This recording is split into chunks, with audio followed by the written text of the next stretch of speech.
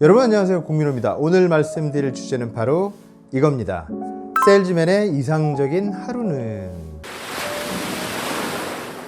최근에 제가 개인적으로 받았던 질문입니다. 기습적으로 아주 오랜만에 질문을 받으니까 제가 이것저것 말씀을 이제 드리게 됐는데, 그 얘기를 좀 하다가 이거를 영상을 하나 찍어서 올려도 좋겠다라는 생각이 들어가지고 세일즈맨의 이상적인 하루는 이라는 내용으로 영상을 만들어서 올리려고 합니다.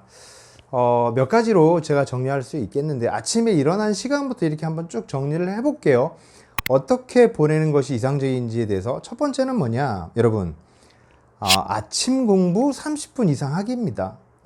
일단 아침에 저는 아침 공부를 좀 강조하고 싶어요. 왜냐하면 저희가 일과 시간이 끝나고 저녁 시간까지 이어지다 보면 하루 동안 뭔가 자기 개발을 위해서 공부할 시간이 확보하기 힘들거든요.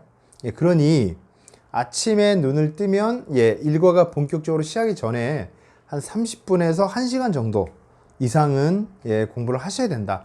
지적 긴장감이 느껴지는 독서를 하고 뭔가 어려운 문제를 풀어내는 공부를 하다 보면 사고력, 판단력, 추리력, 논리력, 이렇게 머리를 쓰는 능력이 좀 발달이 돼요. 그래야만 우리가 고객분들하고 뭔가 정보 전달하고 할 때 머리가 좀 쌩쌩 돌 거 아니에요. 그러니 여러분, 아침에 일어나면 새벽 공부를 30분 이상 하셔라, 이렇게 말씀을 드리고 싶고요.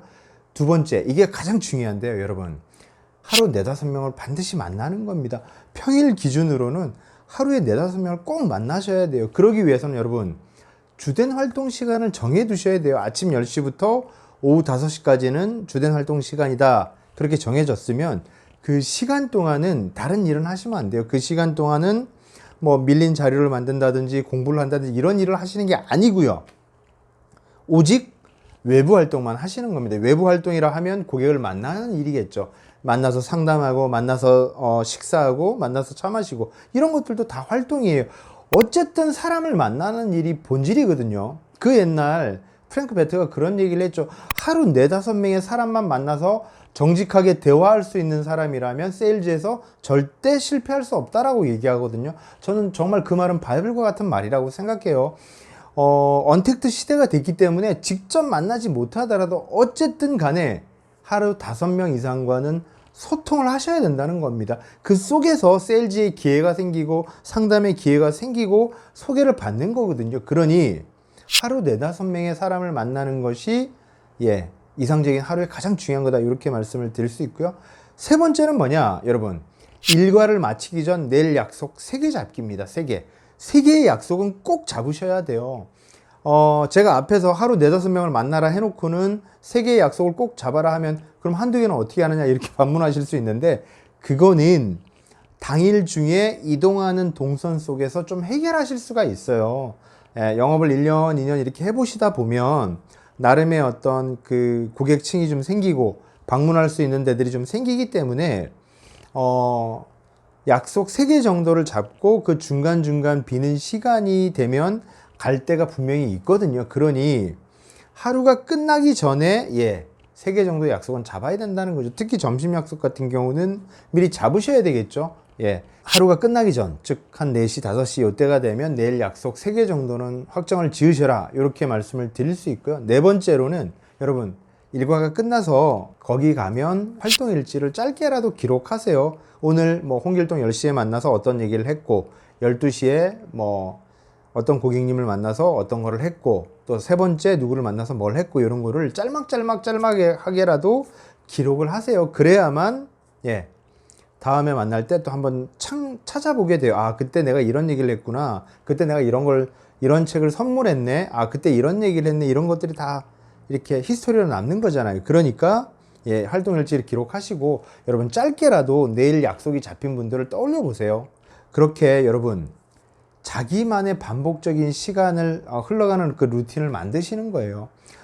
참고로 또 하나 말씀드리면, 어떤 분들이 또 이제 운동 같은 걸 강조하잖아요. 저도 운동하는 거를 적극 추천하는데, 저 같은 경우도 한 4년 가까이는 골프 연습장을 갔었어요. 매일 아침에. 교회 다니시는 분들이 매일 아침 새벽 기도 가듯이 저는 매일 아침 골프 연습장 문 여는 시간에 연습장을 갔었거든요. 거기서 예, 매일 연습하고 이런 어떤 생활을 했었고요. 그리고 그 이후에는 이제 이게 골프를 또 많이 치다 보니까 이게 또 연습하는 건 운동이 안 되더라고요. 그죠? 야, 골프 하시는 분들은 아마 공감하실 거예요.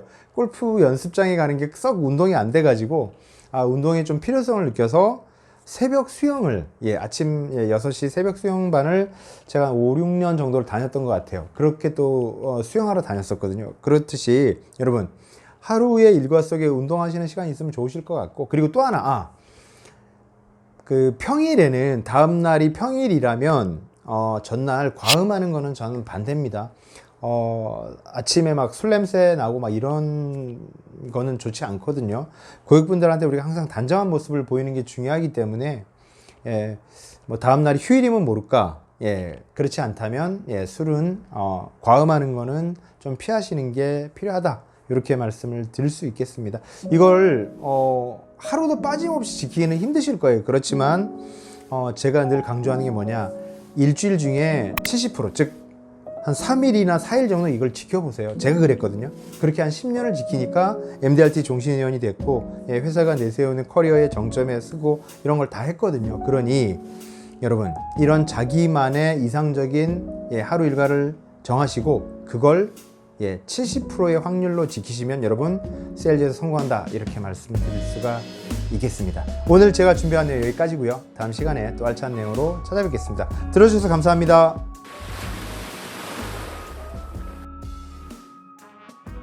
잠깐 여기서 구독 잊지 말아줘.